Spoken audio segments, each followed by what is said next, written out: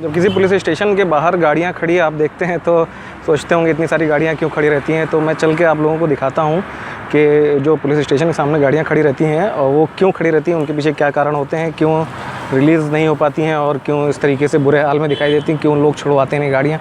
बचपन से मेरे मन में भी सवाल था, लेकिन जब मैंने जाना तो मैंने सोचा आप लोगों को भी बता दूँ। तो मैं जा रहा हूँ लखनऊ के महानगर थाने के पास और वहाँ मैं बाहर आप लोगों को देख के कुछ बताता हूँ। तो पहुँचते हैं फिर हम आपको बताते हैं। ये है लखनऊ का महानगर थाना, जहाँ पर कुछ गाड़ियाँ खड़ी हुई हैं। और अक्सर आपने हर थाने कहीं पर आप रहते होंगे भारत देश में, आपने थानों के बाहर अक्सर देखा होगा कि इस तरह गाड़ियाँ खड़ी रहती हैं जो टूट जाती हैं, डैमेज हो जाती है पूरी तरीके से, और कोई इन्हें क्लेम करने वाला नहीं होता। इनके पीछे क्या कारण होते हैं मैं बताऊंगा आप लोगों को। कई सारे कारण होते हैं। उससे पहले मैं कोशिश करूंगा दिखाने की यहाँ पर कि मेरे आगे एक वहाँ पर गाड़ी खड़ी है जहाँ नो पार्किंग का बोर्ड लगा हुआ है और उस पर कुछ लिखा हुआ है। तो पहले हम वो ब्रीफ़ कर देंगे कि क्या लिखा हुआ है, उसका मतलब क्या होता है।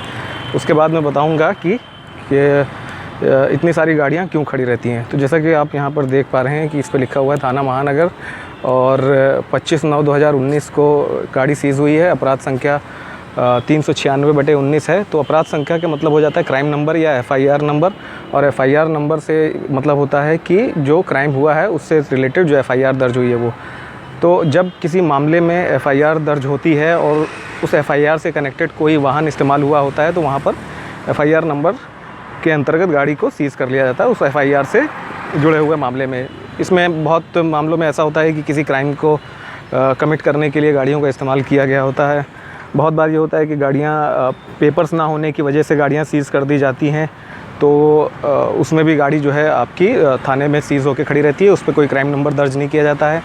बहुत बार क्या होता है, चोरी की गाड़ियाँ होती हैं, कहीं और से चुराई गई होती हैं, रिकवर होती हैं, और रिकवर होने के बाद में पेपर्स ना होने की वजह से पुलिस उनको जब्त कर लेती है, तो उन पर भी क्राइम नंबर दर्ज नहीं किया जाता।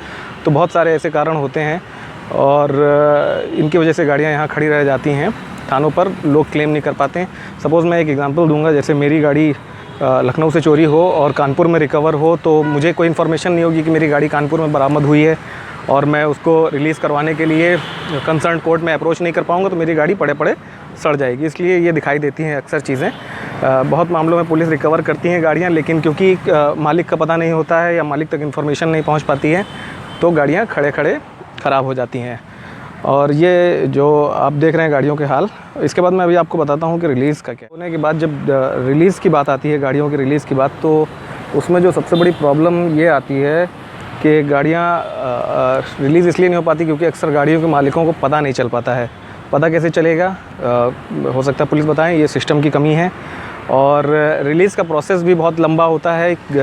आपको गाड़ी से रिलेटेड सारे पेपर प्रोड्यूस करने पड़ते हैं, कंसर्न कोर्ट में एप्लीकेशन देनी पड़ती है, आपको अपनी ओनरशिप प्रूफ करनी पड़ती है। उसके बाद ही अगर किसी क्राइम में बंद है गाड़ी, तो आपको फिर जब तक वो मुकदमा ख़त्म नहीं जाता तब तक के लिए वो गाड़ी आपको रिलीज़ करके दी जाती है कुछ शर्तों के साथ।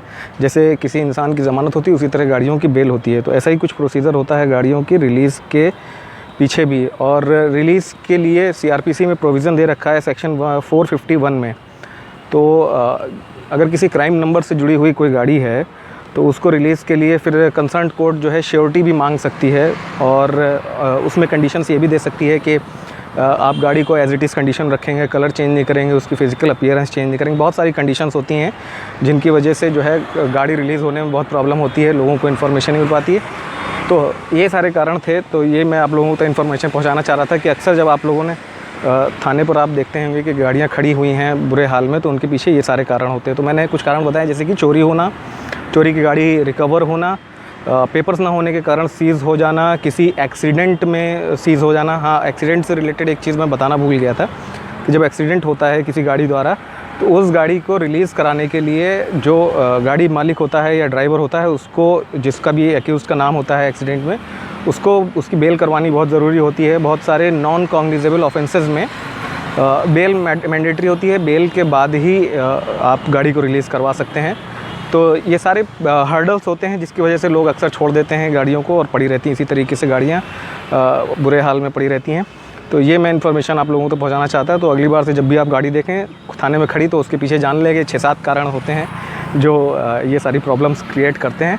और ये इन्फॉर्मेशन थी, मुझे लगता है लोगों को पता होना चाहिए, इसलिए मैं आप तक ये इन्फॉर्मेशन पहुँचाऊँ। Thank you so much. अगर वीडियो पसंद आए तो इसको शेयर करिएगा और मेरे चैनल को लाइक करिएगा। और कुछ लोग मुझे वहाँ थाने से देख रहे हैं कि ये क्या कर रहा है, तो मैं फिर आप लोगों से बाद में मिलता हूँ। Thank you so much, bye.